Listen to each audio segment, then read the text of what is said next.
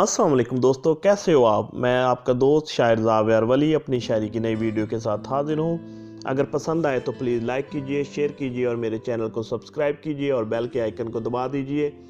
Facebook पर और WhatsApp पर भी शेयर कीजिए। शुक्रिया। शुरू करते हैं।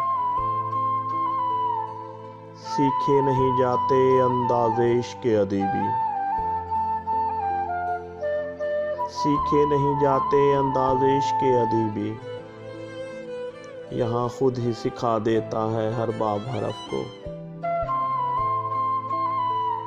याद है सलाम वो आंखों का भी तक, दिल तरसे है मेरा उसी आदाब शरफ को।